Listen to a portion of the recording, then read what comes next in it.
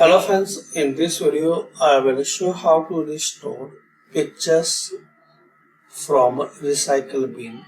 So double click on it, your recycle bin, and here you will see a list of deleted items like pictures, folders and files. So find out pictures like we have these pictures. Select it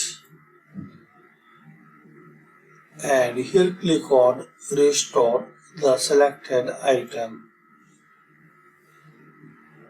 So this way you can restore pictures from recycle bin. Thanks for watching.